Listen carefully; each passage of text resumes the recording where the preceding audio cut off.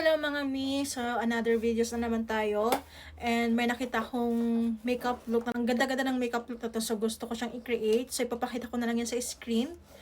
Ayan. Ito yung makeup look na gusto kong gayahin ngayon. So, let's go! So, I'm using the Inafix Grip Primer from Berry M.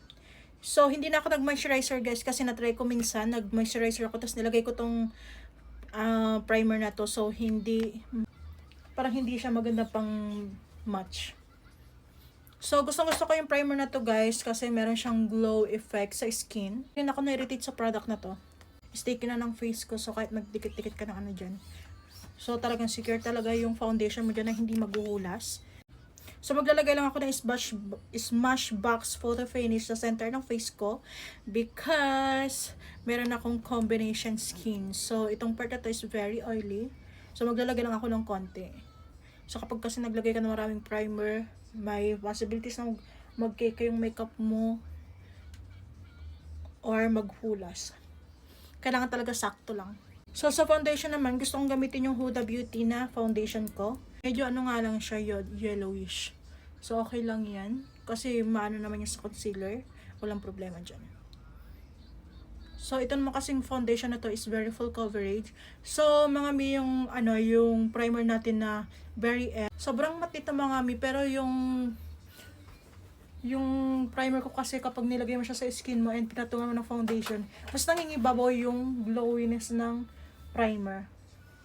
So, kapag gusto mo ng fresh look or fresh glowing skin na makeup, perfect tong Berry M. After ko i-spread ng finger ko yung foundation, itatap ko naman siya ng foundation brush para mas maganda yung finish ng foundation, para mag-airbrush finish yung foundation ko. Maglalagay muna ako ng brow gel from Shea Glam. So habang naglalagay ako nito, nagsiset yung foundation ko sa face. Habang naglalagay ako ng concealer, hintayin ko din mag-set yung eyebrow ko bago ako mag-jump sa brow pen.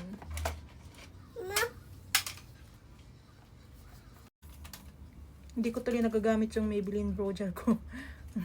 Maganda din naman yun kaso mas bet ko tong si Shea Glam.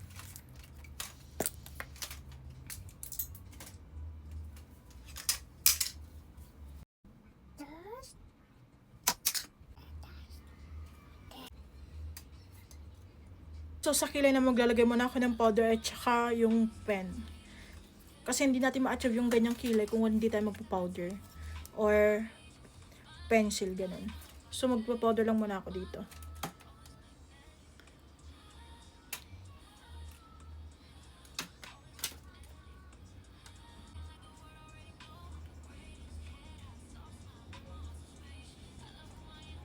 And yung gamit ko rin pala na brow powder is from Shea Glam din.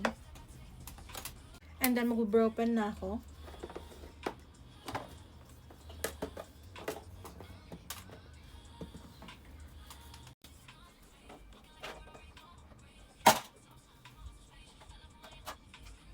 And so for the concealer, I'm using the Born This Way.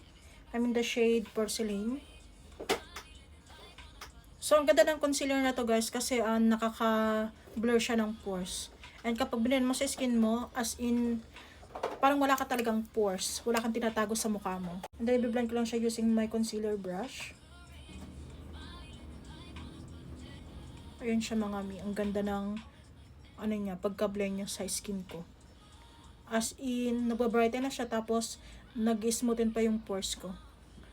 And then, i-blend ko lang yan ng foundation brush dito sa J-zone area ko.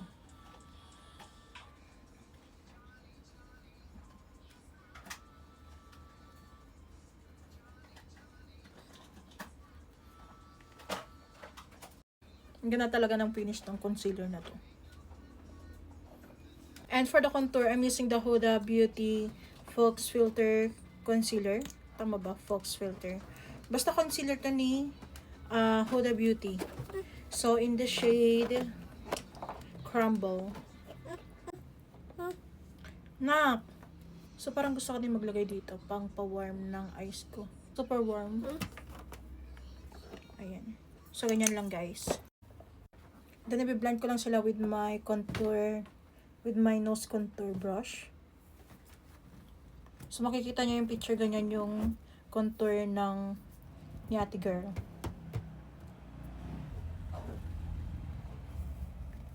Ayan.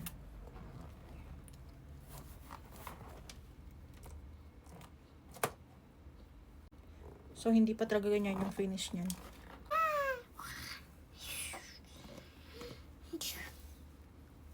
Hello.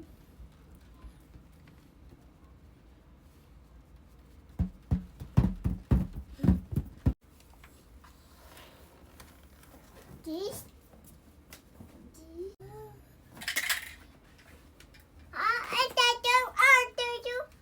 So, meron ako ditong love cake, tapos secret desire na blush from Puera, tapos Shiglam.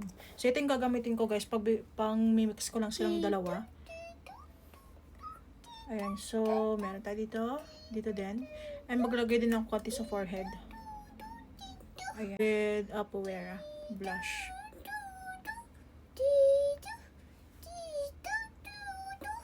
And then, i-blend ko lang siya with my brush.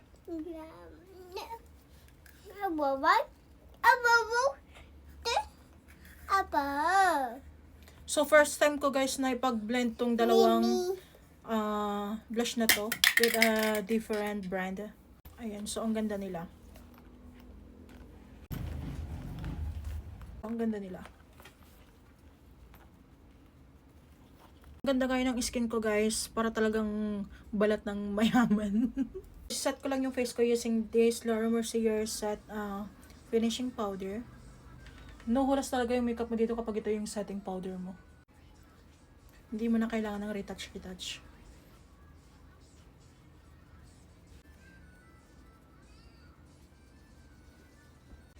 So, dito sa part nito is i-blend ko siya with my brush. Kasi yung part na to hindi naman oily. So, pero kailangan pa din natin niya i-set ng powder. So, for the contour powder, pag mix ko lang yung Thomas tsaka Oliver shade from The Balm.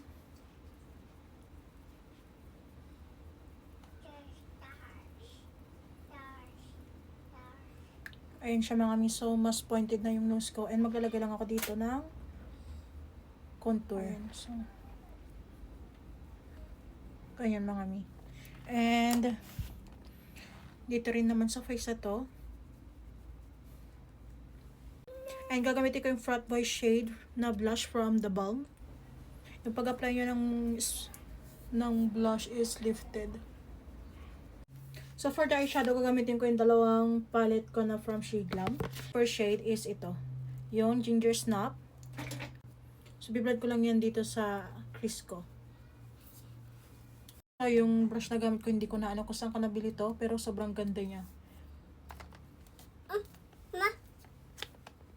I-mix ko lang tong dalawang to. I-blend ko siya dito sa outer crease. So, ganyan lang.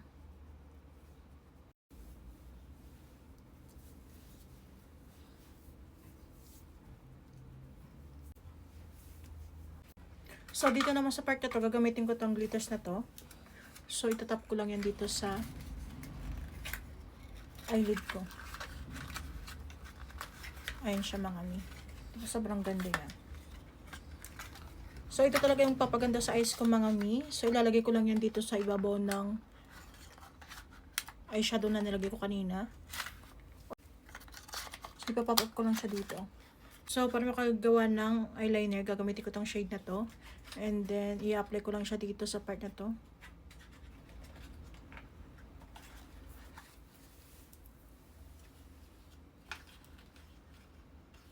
And of course, dito rin din sa lower eyelid.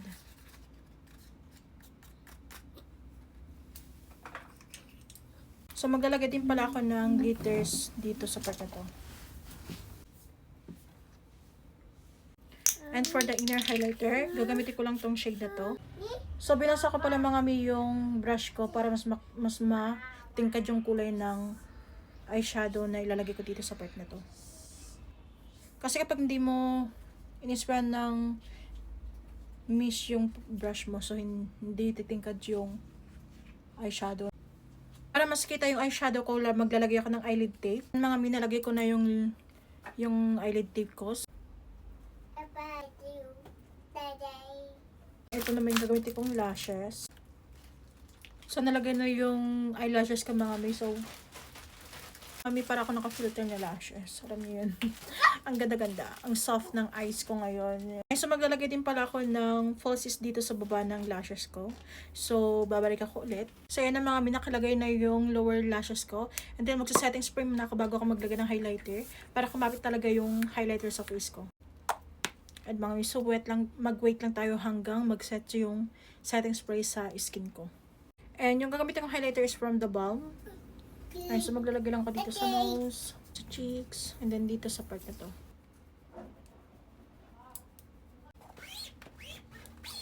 So para nakukulangan pa ako sa kilay ko, maglalagay pa ako ng hair stroke.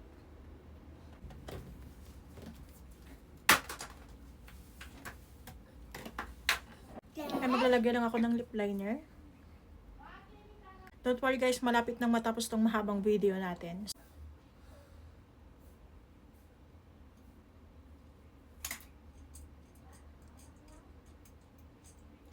Yung gagamitin ko palang liquid lipsticks from Maybelline, yung shade na Seductress. Match talaga siya dun sa picture na pinakita ko sa inyo.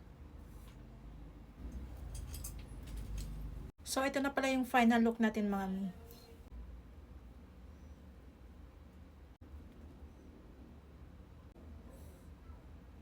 Yan mga mi, sana nagustuhan nyo yung video ko. And please, huwag nyo kalimutan mag-follow sa akin. Yun lang.